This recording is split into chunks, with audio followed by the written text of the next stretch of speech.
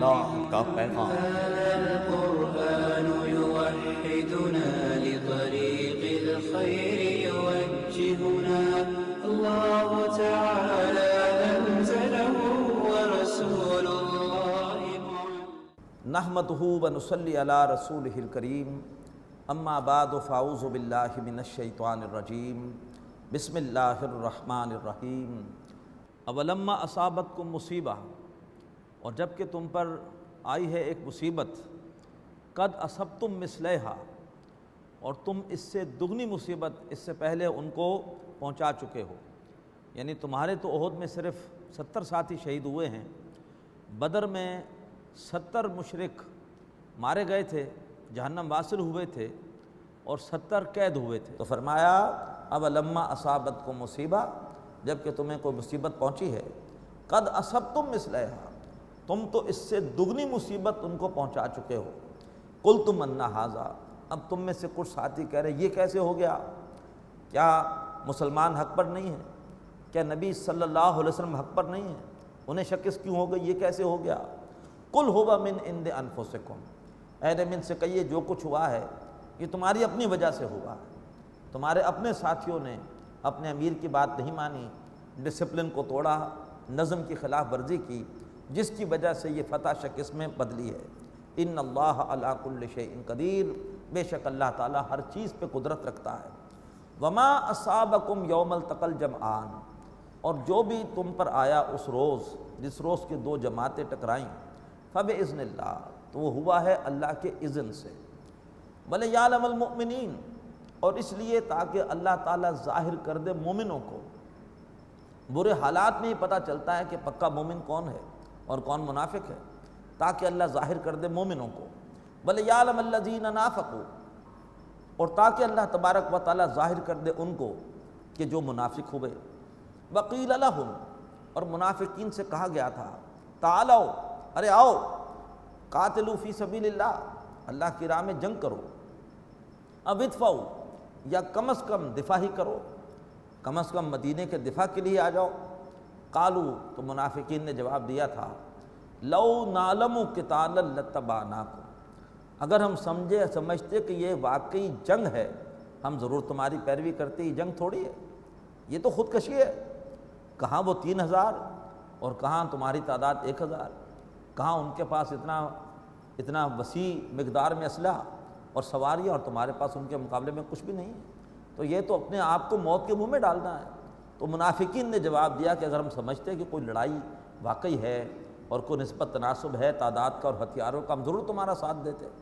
تو انہوں نے کہا لو نعلم قتالا لاتبعناکم، اگر ہم سمجھتے واقعی کوئی جنگ ہے ہم ضرور تمہاری پیروی کرتے۔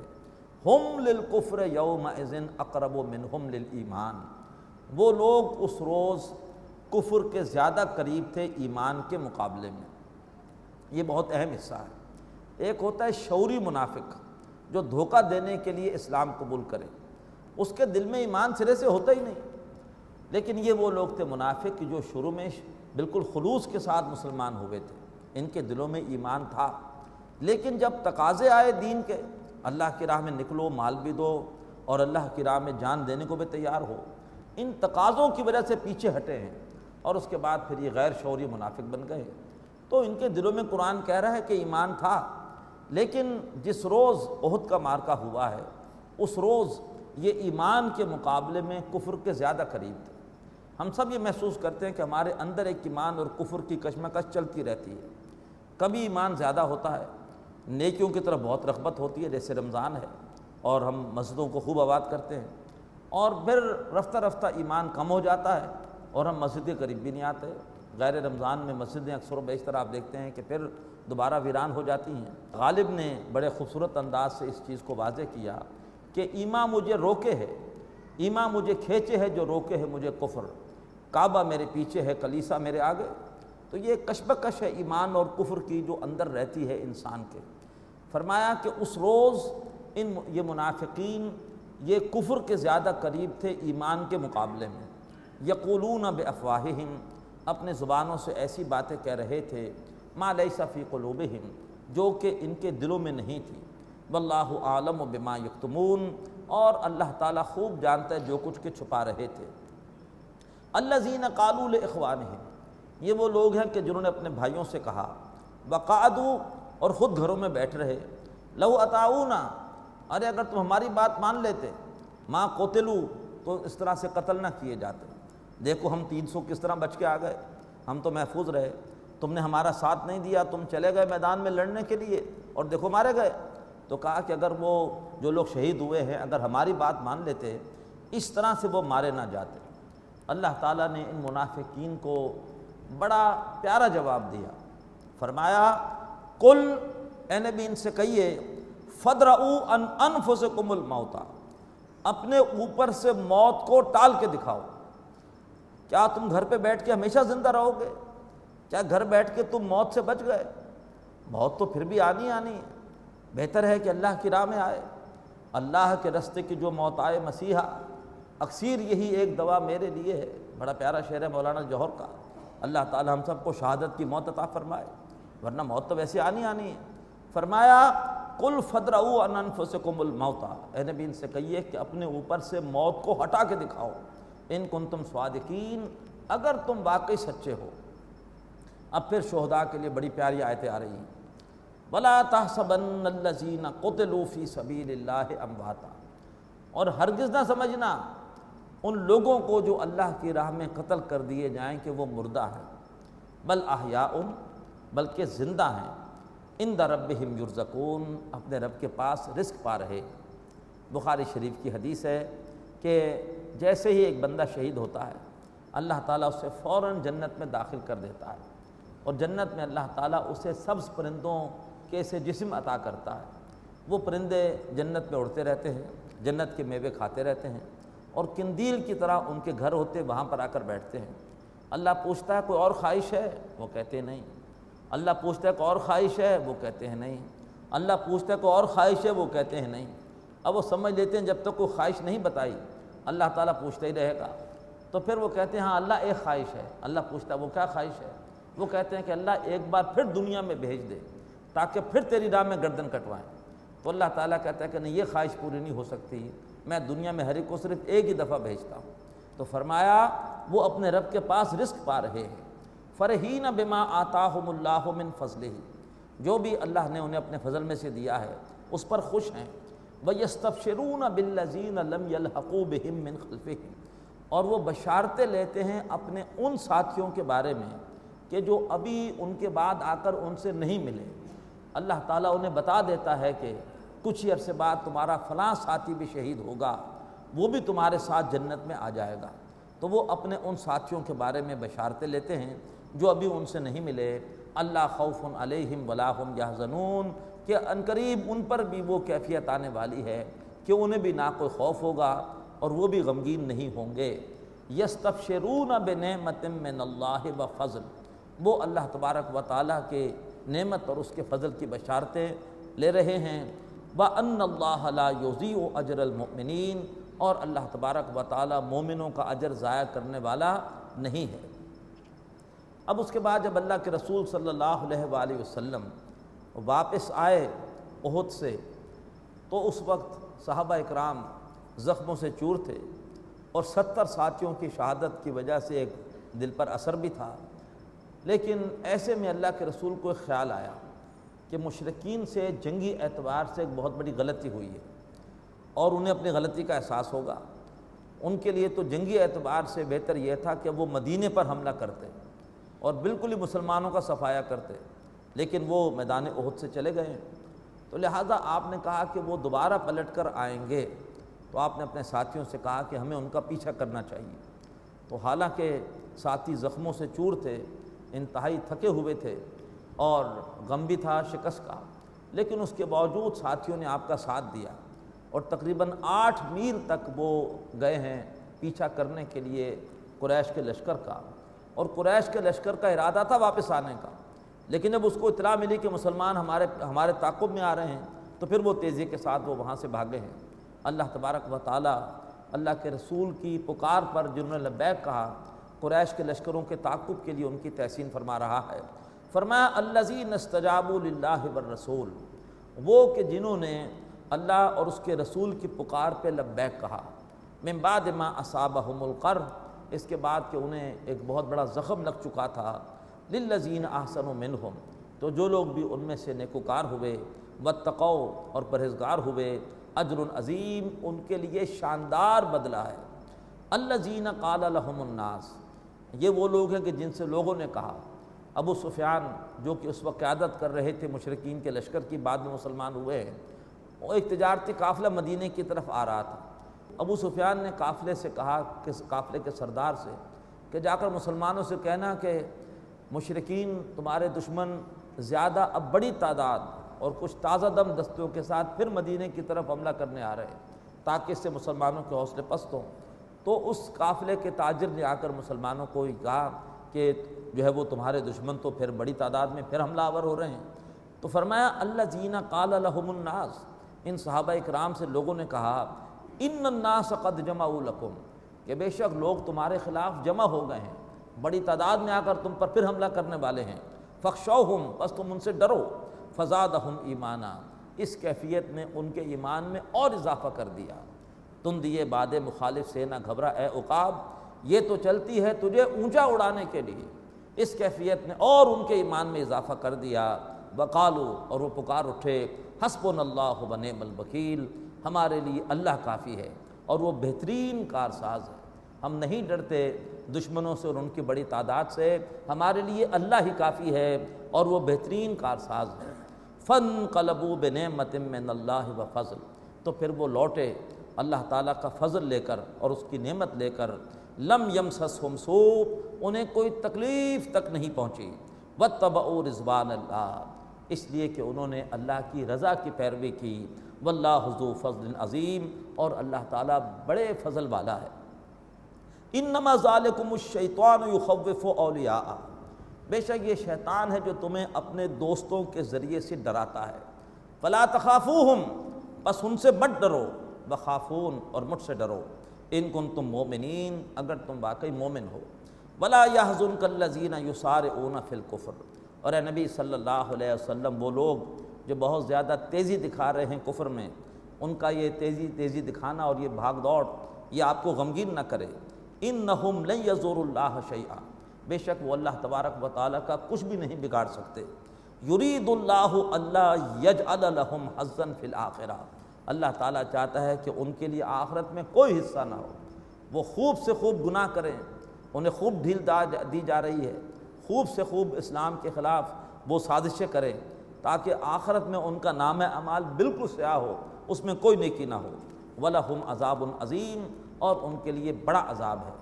ان الذین اشتروا الکفر بالایمان، اور بے شک وہ لوگ کہ جنہوں نے پسند کر لیا کفر کو ایمان کے مقابلے میں۔ ان بدبختوں کے شہر مکہ میں قرآن نازل ہوتا رہا ہے، لیکن انہوں نے بجائے ایمان کو ترجیح دینے کے انہوں نے شرک اور کفر کو ترجیح دی۔ بے شک وہ لوگ کہ جنہوں نے پسند کیا کفر کو ایمان کے مقابلے میں، لن یضروا اللہ شیئا، وہ ہرگز اللہ تبارک و تعالیٰ کا کچھ بھی نہیں بگاڑ سکیں گے۔ وَلَهُمْ عَذَابٌ عَلِيمٌ، اور ان کے لیے دردناک عذاب ہے۔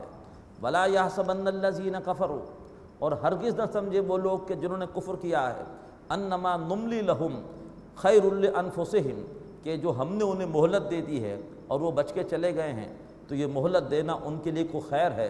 انما نملی لہم، بے شک ہم انہیں ڈھیل دے رہے ہیں، لیزدادوا اثما، تاکہ وہ اور بڑھ جائیں اپنے گناہوں میں۔ وَلَهُمْ عَذَابٌ مُّهِینٌ، اور ان کے لیے ذلت والا عذاب ہے۔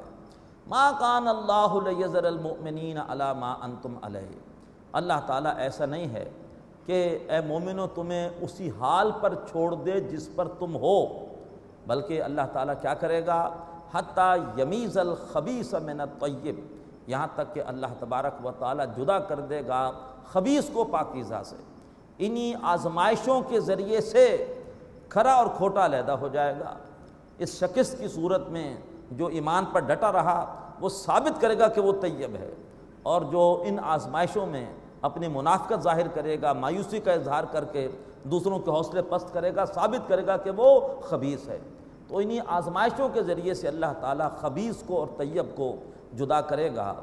وَمَا كَانَ اللَّهُ لِيُطْلِعَكُمْ عَلَى الْغَيْبِ، اور اللہ تعالیٰ ایسا نہیں ہے کہ تمہیں غیب پر آگاہ کر دے۔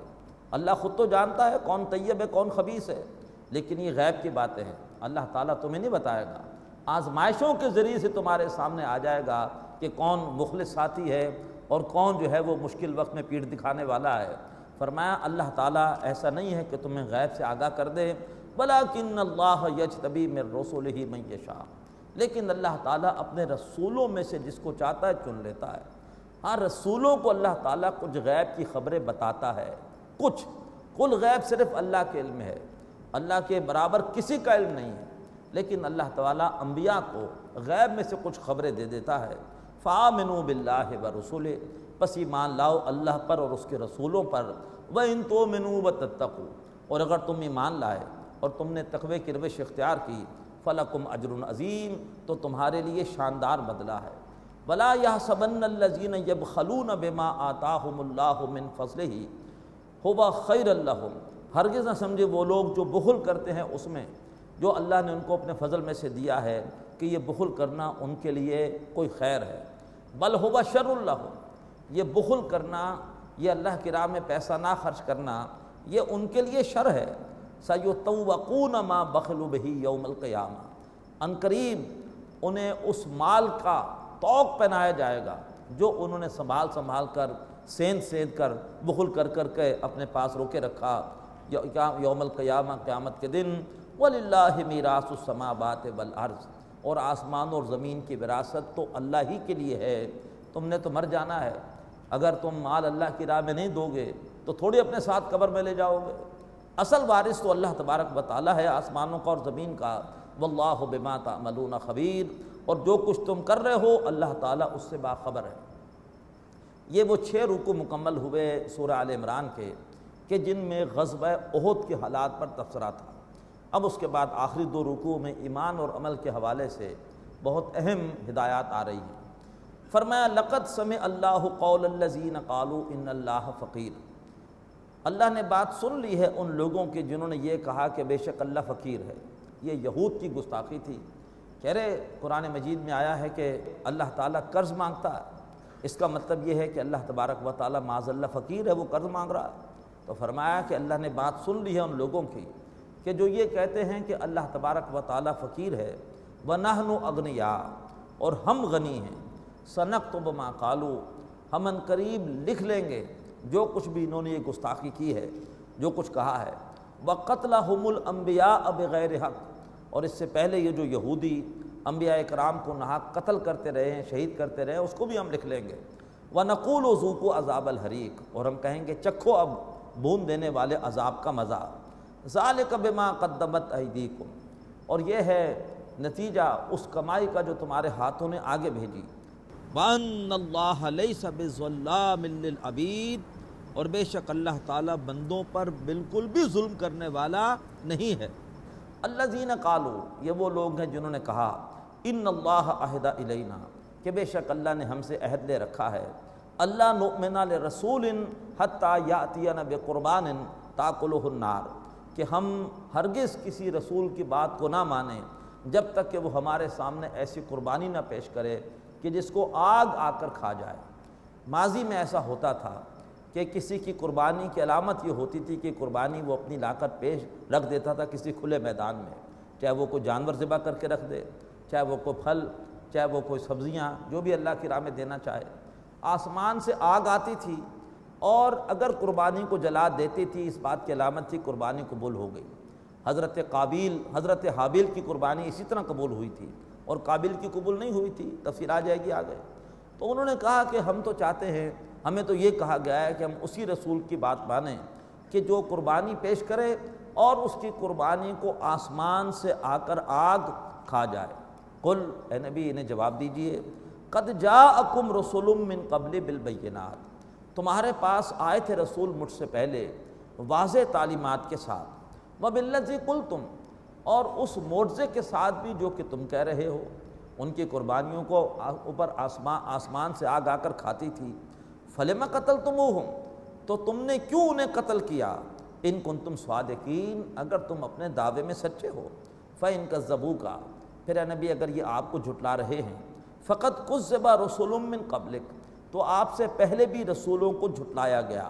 جاءوا بالبینات، وہ رسول واضح تعلیمات اور معجزے لے کر آئے تھے، والزبر، اور وہ صحیفے لے کر آئے تھے، والکتاب المنیر، اور بڑی واضح اور روشن کتاب لے کر آئے تھے۔ بڑی عظیم آیت آ رہی ہے، کل نفس ذائقۃ الموت، ہر جان موت کا مزہ چکھنے والی ہے۔ موت کو کوئی نہیں ٹال سکتا، ٹیکنالوجی کتنی ترقی کر جائے، کتنا مرضی ہم میڈیسن کے حوالے سے جو ہے وہ بلندیوں پر پہنچ جائیں، لیکن انسان یہ جانتا ہے کہ وہ موت اس کو نہیں ٹال سکتا۔ تو یہ ایک ایسی حقیقت ہے، ایسی یقینی بات ہے کہ جس پر مسلم اور غیر مسلم سبھی یقین رکھتے ہیں۔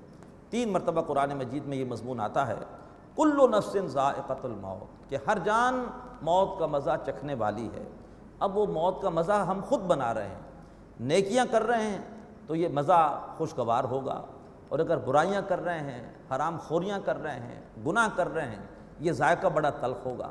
اللہ تعالیٰ مجھ پر اور آپ پر موت کی سختیوں کو آسان فرمائے۔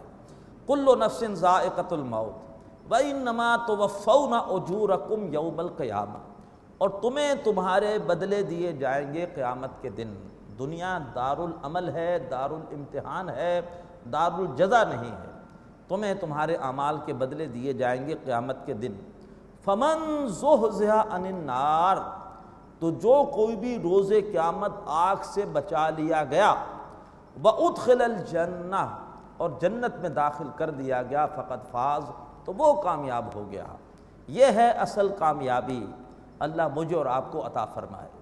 دنیا کی کامیابیوں پر ہمیں اترانا نہیں چاہیے، یہ عارضی کامیابیاں ہیں، اور دنیا کی ناکامیوں پر مایوس نہیں ہونا چاہیے، یہ وقتی ناکامیاں ہیں۔ اصل ہمارے سامنے رہے کہ اصل کامیابی ہے ناکامی آخرت کی ہے۔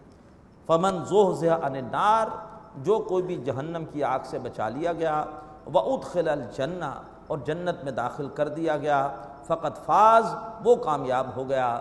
وما الحیات الدنیا الا متاع الغرور، یہ دنیا کی زندگی نہیں ہے مگر یہ دھوکے کا سامان ہے۔ اس نے انسانوں کی اکثریت کو دھوکے میں ڈالا، وہ اسی کی چکا چوند میں کھو گئے اور آخرت کو بھول گئے۔ اللہ تعالی ہمیں اس دنیا کے دھوکے سے بچائے۔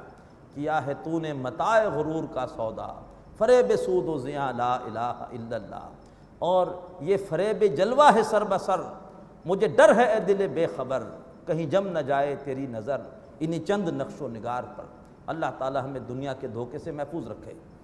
لَتُبْلَوُنَّ فِي أَمْوَالِكُمْ وَأَنفُسِكُمْ، تمہیں ضرور آزمایا جائے گا تمہارے مالوں سے بھی اور تمہاری جانوں سے بھی۔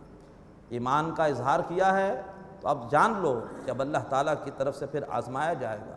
دین کے تقاضے آئیں گے، دین کی تبلیغ کے لیے، دین کے غلبے کی جد و جہد کے لیے تمہیں مال بھی لگانا پڑے گا، اپنے اوقات بھی لگانے پڑیں گے، اپنی صلاحیتیں بھی لگانی پڑیں گی، اپنی جانیں بھی لگانی پڑیں گی۔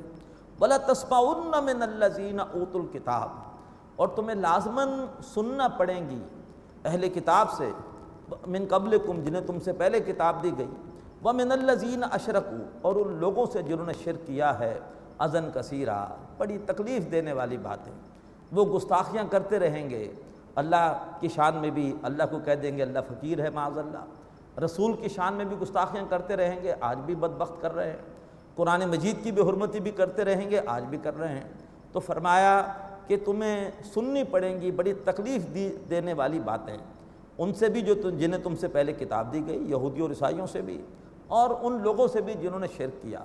وَإِن تَصْبِرُوا وَتَتَّقُوا، لیکن اگر تم نے صبر کیا اور تم نے اگر تقوی کی روش اختیار کی، یہ نہ ہو کہ ان کی ضد میں ہم بھی کوئی غیر اخلاقی کام شروع کر دیں۔ انہوں نے بابری مسجد شہید کی تو ہم نے بھی ان کے مندر گرانے شروع کر دیے، اسلام اس کی اجازت نہیں دیتا۔ فرمایا کہ تم نے تقوی کی روش اختیار کرنی ہے اور تم نے صبر کرنا ہے۔ وَإِن تَصْبِرُوا وَتَتَّقُوا، اگر تم صبر کرو گے اور تقوی کی روش اختیار کرو گے، فَإِنَّ ذَلِكَ مِنْ عَزْمِ الْأُمُورِ، تو بے شک یہ بڑے ہمت کے کاموں میں سے ہے۔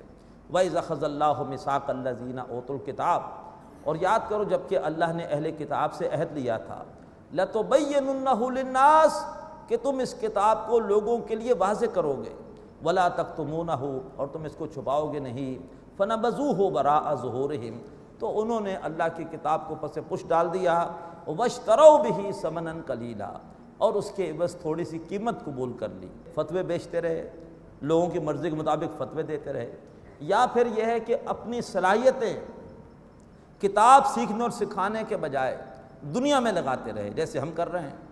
ہم دنیا کے لیے کئی سال لگاتے ہیں اور کتنے پیسے لگا دیتے ہیں۔ قرآن سیکھنے کے لیے ہم نے کتنا وقت لگایا اور کتنا سرمایہ لگایا، اپنے گریبان میں ہم جان کے دیکھیں۔ تو انہوں نے تھوڑی سی قیمت کے عوض اللہ تبارک و تعالیٰ کی کتاب کا سودا کیا، فَبِئْسَ مَا يَشْتَرُونَ، تو بہت ہی برا سودا ہے جو انہوں نے کیا۔ اقول قولی ھذا واستغفر اللہ لی ولکم ولسائر المسلمین والمسلمات۔ هذا القرآن يوحدنا